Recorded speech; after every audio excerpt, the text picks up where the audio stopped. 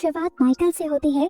वो और उसके डैड दोनों मॉर्टिशियंस हैं जो मरे हुए लोगों की बॉडी वॉश करते हैं। फिल्म के स्टार्ट में ही ये फ्यूनरल के लिए एक लेडी की बॉडी को तैयार कर रहे थे जिसने सुसाइड की थी। माइकल अपने डैड से पूछता है कि इसने सुसाइड कैसे की, तो उसके डैड उसे समझाते हैं, देखो बेटा, हमारा काम सिर्फ लोगों की बॉडी को फ्यूनरल के लिए तैयार करना होता है, उनकी मौत के बारे में जानना हमारे लिए बेहतर नहीं। उस औरत की बॉडी पर मरते हुए एक ब्रेसलेट था और एक अजीब सा डेविल वाला टैटू भी बना था। फिर आज रात में माइकल अपने दोस्त से मिलता है और उसे बताता है कि उसने सेमिनरी कॉलेज को ज्वाइन करने का फैसला किया है। सेमिनरी कॉलेज असल में क्रिश्चियंस का कॉलेज है जहाँ पर प्रीस्ट बनने की पढ़ाई की जाती है। उसके फ्रेंड ने पूछा, तुम प्रीस्ट क्यों बनना चाहते हो, तुम्हारे तो ग्रेड्स भी इतने अच्छे हैं।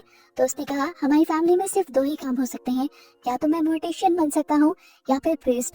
मोर्टिशियन मैं बनना नहीं चाहता, इसीलिए मैं प्रीस्ट की स्टडी करने जा रहा हूँ। 4 साल बाद मैं कोई भी बहाना करके प्रीस्ट नहीं बनूंगा और कम से कम इस मोर्टिशियन वाले काम से भी मेरी जान छूट जाएगी। फिल्म में 4 साल का वक्त गुजर जाता है और दिखाया जाता है कि आज सब लोगों ने अपना ये कोर्स पूरा कर लिया था। सब लोगों को उनकी डिग्री दी जाती है और रात होते ही माइकल अपने फादर को रेजिग्नेशन दे देता है कि वो आगे एक प्रीस्ट के तौर पर अपनी जिम्मेदारियां नहीं निभा सकता। ईमेल कहते ही माइकल ने अपना बैग पैक किया और यहाँ से निकल गया, लेकिन उसे रोकने के चक्कर में वो साइकिल पे चल रही एक लेडी से टकरा गई। वो लड़की दूर जाकर गिरी और उसके ऊपर से एक वैन चल गई। लड़की बहुत ज्यादा जख्मी हो गई थी। इस एक्सीडेंट को देखकर माइकल भी वापस उन तक आया।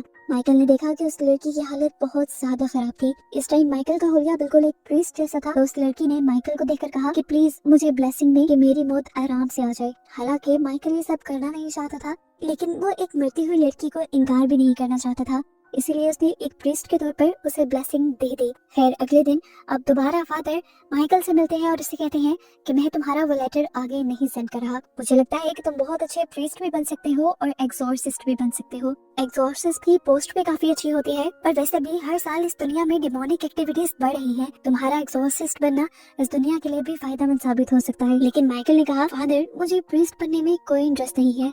तो फादर ने बताया कि अगर तुम प्रीस्ट नहीं बनोगे तो चर्च तुम्हारी सारी स्कॉलरशिप तुम्हारी लोन में बदल देगी और तुम्हें उसे फिर पे करना पड़ेगा। माइकल बेचारा क्या कहता, अब उसे फादर की बात माननी पड़ी और वो एग्जॉर्सिस्ट बनने के लिए तैयार हो गया। हालांकि उसे एग्जॉर्सिज्म पे और डिमोनिक एक्टिविटीज पे बिल्कुल भी बिलीव नहीं था, लेकिन क्योंकि इस ट्रिप के उसे पैसे मिल रहे थे तो उसने अपना टाइम पास करने का ही सोचा। पहली क्लास शुरू हो जाती है। फादर सभी बच्चों को बताते हैं कि एग्जॉर्सिज्म करने से पहले हमें इंसान की मेंटल और फिजिकल हेल्थ को देखना पड़ता है। मेंटल इलनेस और डिमोनिक सिंड्रोम की निशानियां लगभग एक जैसी होती हैं, लेकिन डिमोनिक सिंड्रोम में इंसान लोगों से कट के रहता है, लगातार पेन में रहता है और किसी से बात करना पसंद नहीं करता। इसी क्लास में माइकल एक जर्नलिस्ट से मिलता है जो अपना जर्नल लिखने के लिए ये कोर्स कर रही थी। इसी क्लास के दौरान फादर ने माइकल का एग्जॉर्सिज्म पे बिलीव ना होना नोटिस कर लिया था, इसीलिए वो माइकल को फादर लोडस से मिलने को कहते हैं जो एग्जॉर्सिज्म में बहुत ज्यादा एक्सपर्ट थे। उनकी बात मानते हुए माइकल उनके घर चला जाता है, जो घर बिल्कुल एक खंडर जैसा था।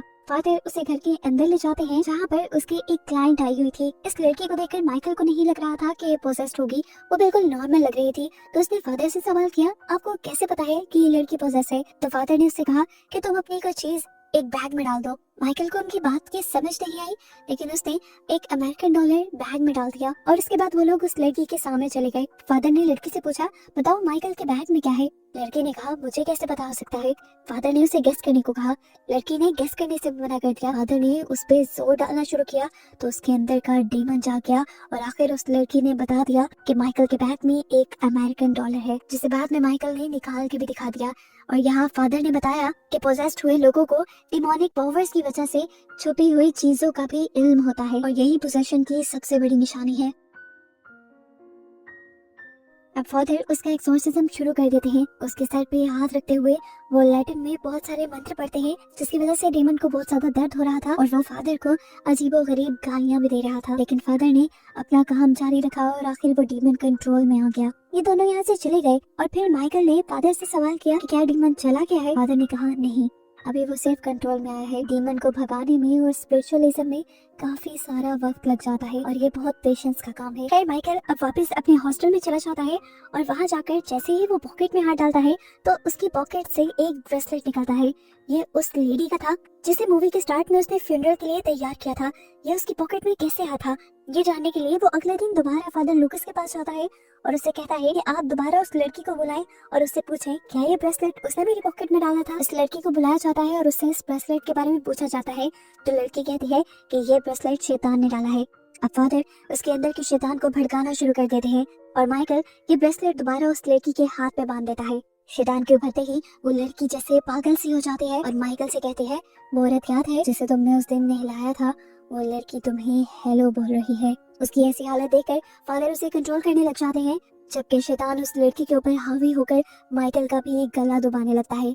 तब फादर उस लड़की का कान पकड़कर दोबारा कुछ पढ़ना शुरू करते हैं जिससे शैतान को बहुत ज्यादा तकलीफ होती है और उस लड़की को भी वॉमिट होने लग जाती है। उसकी वॉमिट में लकड़ी के कुछ टुकड़े और खून निकल रहा था और आखिर वो रिलैक्स भी हो गई। यहाँ पर एक मर्तबा के लिए हमें लगा कि उसके अंदर का शैतान निकल चुका है लेकिन ऐसा नहीं था, वो अभी भी सिर्फ कंट्रोल नहीं आया था।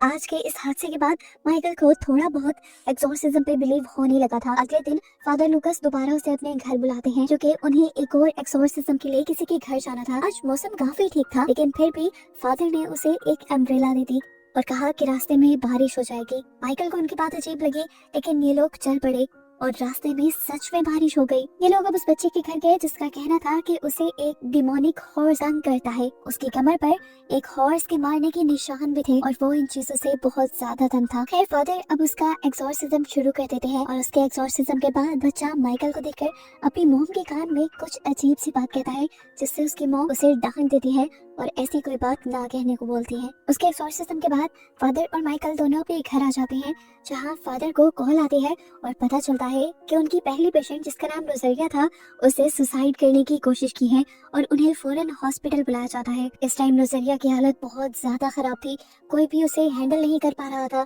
उसकी आवाज भी शैतानी हो चुकी थी। जब फादर उसके ऊपर एक्सोर्सिज्म परफॉर्म करते हैं तो फादर को दूर धकेल देती है और सबसे कहती है कि तुम सब मुझसे डरो। तो माइकल कहता है क्यों, तुम तो हो ही नहीं। इससे उस डीमन को भी गुस्सा आ जाता है जिसे फादर दोबारा एक्सोर्सिज्म करके शांत करते हैं और ये लोग बाहर आ जाते हैं। बाहर आकर फादर लूकस बहुत ज्यादा गुस्से में थे क्योंकि माइकल को उस डीमन के सामने ऐसी बात नहीं कहनी चाहिए थी, इससे एक्सोर्सिज्म खराब हो सकता था। लेकिन माइकल अभी भी इन चीजों को डिनाई करके यहाँ से चला जाता है। अगली सुबह हम दोबारा रोजरिया को देखते हैं जिसकी तबीयत बहुत ज्यादा खराब हो रही थी। इस टाइम उसके ऊपर शैतान भी हावी था, उसके पास कोई भी नहीं था, हाथ पांव भी उसके बंधे हुए थे। बहुत मुश्किल से वो अपने आप को घसीटते हुए अलार्म के बटन तक ले जाती है और जब तक ये लोग उसके रूम तक आते हैं तो देखते हैं कि रोजरिया और उसका पैदा हुआ बच्चा दोनों मर चुके थे। ये बात जैसे ही फादर लूकस को पता चली तो फादर लूकस बुरी तरह टूट गए। अब तो फादर लूकस का भी अपने एक्सोर्सिज्म से और गॉड से बिलीव उठता जा रहा था। वो यहाँ से चले जाते हैं और अब हम देखते हैं कि माइकल उस जर्नलिस्ट से मिलने के लिए आया है। वो उस जर्नलिस्ट को सारी कहानी सुनाता है रोजरिया वाली कि किस तरह रोजरिया के ऊपर एक डीमन ने कब्जा किया हुआ था। इन लोगों ने एक्सोर्सिज्म किया, उसके बावजूद भी रोजरिया मर गई। वो अभी तक इसे कश्मकश से नहीं निकल पा रहा था कि क्या ये सब चीजें ठीक होती भी हैं कि नहीं। खैर इस मीटिंग के बाद वो अपने हॉस्टल के रूम में आकर सो जाता है और जब उसकी आंख खुलती है तो वो अपने मोर्टिशियन वाले रूप में था। वो अपने पुराने घर में था। वो इस टाइम एक मुर्दे को नहला रहा था कि तभी उसके पास कोई अजीब सा ओल्ड मैन आया। उसके डरावने हाथ थे। वो अपना हाथ कुछ इस तरह से माइकल के आगे कहता है कि जैसे माइकल उसे चूमे, लेकिन माइकल उसे चूमने से पहले ही रुक जाता है। तो वो हाथ फिर माइकल के मुंह पे प्यार करता है और एकदम से उसका गला पकड़ लेता है। वो माइकल को दम घोट कर मारना चाह रहा था लेकिन एकदम से माइकल की आंख खुल गई और हमें दिखाया गया कि ये सब माइकल का डरावना ख्वाब था। इस टाइम माइकल के दरवाजे पे कोई नॉक भी कर रहा था। माइकल ने जाकर देखा, यहाँ पर फादर आए थे जो उसे फौरन घर जाने को कहते हैं क्योंकि उसके डैड की तबीयत बहुत ज्यादा खराब थी। फादर ने उसकी फ्लाइट का इंतजाम भी कर दिया था।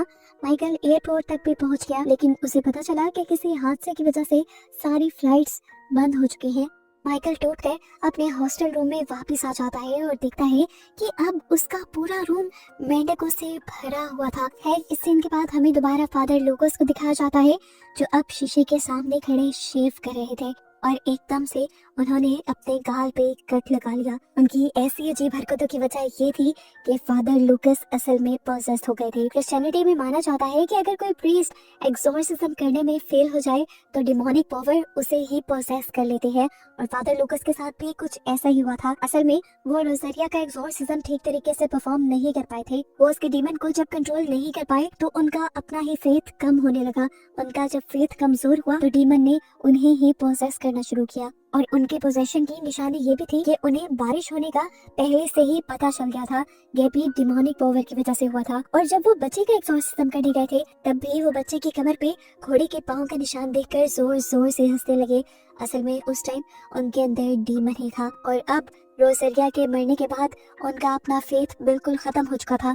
अपने रिलीजन से बिलीफ बहुत ज्यादा कम हो गया था, इसलिए अब डीमन ने उन्हें पूरी तरह पोसेस कर लिया। ऐसे में जब कोई बच्ची भी फादर से ब्लेसिंग लेने के लिए जाती है तो फादर उसे जोर से थप्पड़ लगाकर दूर कर देते हैं। खैर सीन कट होता है और दिखाया जाता है कि माइकल ने अपने रहने के लिए एक मोटेल रूम बुक करवाया था, क्योंकि हॉस्टल रूम में अब वो रह नहीं सकता था। उसने अब हॉस्पिटल में कॉल की अपने डैड की तबीयत पूछने के लिए, तो उसके डैड ने ही फोन उठाया और उसके डैड ने उसे बताया कि अब मेरी तबीयत पहले से बिल्कुल ठीक है। ये सुनकर माइकल खुश हो गया और एकदम से उसके डैड की आवाज कट गई और डॉक्टर बोलने लगे, और डॉक्टर ने उन्हें बताया कि सॉरी मिस्टर माइकल, लेकिन आपके डैड मर चुके हैं। माइकल ये सुनकर हैरान हो जाता है और डॉक्टर से पूछता है ऐसा कैसे हो सकता है, अभी कुछ सेकंड पहले ही तो मेरी उनसे बात हो रही थी। डॉक्टर ने कहा ऐसा होना इम्पॉसिबल है क्योंकि उनकी आज दोपहर 2 बजे ही मौत हुई है। अब माइकल बहुत ज्यादा उदास हो गया था, उसने फोन भी रख दिया और तभी एकदम से उसके दरवाजे पे नॉक हुआ। माइकल जैसे ही उसे देखने के लिए कमरे से बाहर गया तो एकदम से किसी के भागने की आवाज आई,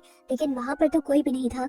और अब उसके कमरे के डोर लॉक के ऊपर वही ब्रेसलेट भी था जिसे हम मूवी में बार बार देख चुके हैं। उसे अब अपने डैड की आवाज आ रही थी जो उसे मदद के लिए बुला रहे थे। माइकल पागल हुआ, उनके पीछे भागता रहा और यहाँ तक कि होटल से बाहर भी निकल आया। बाहर नीचे किसी के कदमों के निशान भी थे और एकदम से उसके डैड की आवाज आई, बस टेंशन मत लो, अब दर्द खत्म हो गया। और हमें दूसरी तरफ उसके डैड को गिरता हुआ दिखाई दिया, और यही मोटर के बाहर उसे एक घोड़ा भी नजर आया जिसकी आंखें बुरी तरह लाल हुई थी, जिसका मतलब था कि उसके अंदर डिमोनिक पावर्स थी। उसे देखकर वो परेशान हो जाता है और अपनी फेलो उस जर्नलिस्ट को कॉल करता है। ये दोनों मिलकर अब उस बच्चे के घर जाते हैं जिसे वो डिमोनिक घोड़ा तंग किया करता था।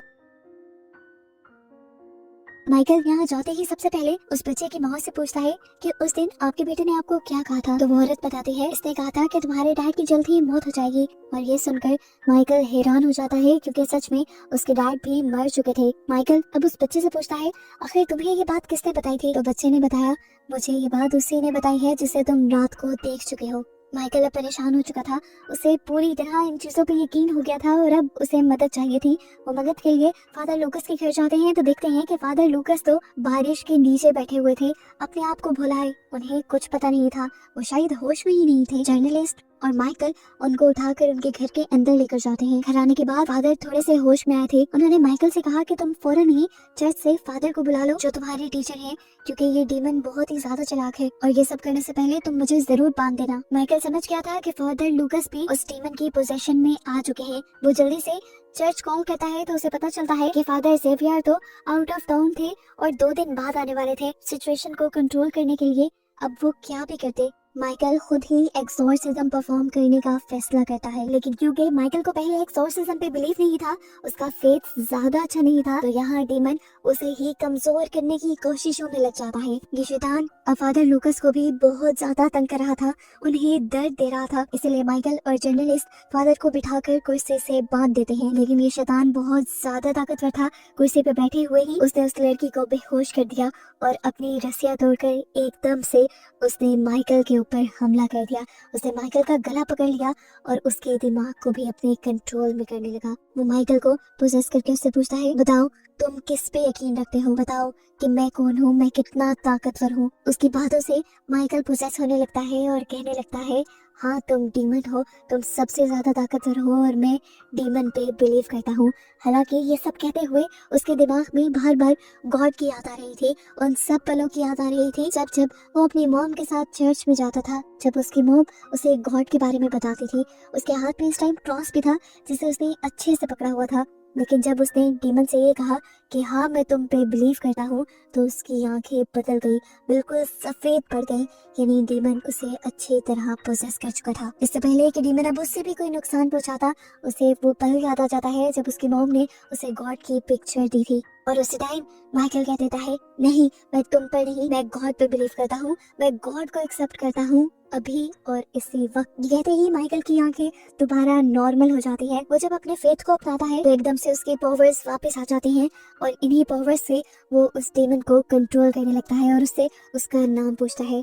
अब डेमन भी कमजोर हो गया था। जैसे ही डेमन ने अपना नाम बताया तो वो फादर लूकस की बॉडी छोड़ गया और सीन यहीं से कट हो गया। हमें अगले दिन एक नई सुबह दिखाई गई, जिसका मतलब था कि अब उस डीमन का साया इस दुनिया से जा चुका है। यहाँ पर फादर लूकस माइकल का शुक्रिया अदा करते हैं और मूवी यहीं पर खत्म हो जाती है।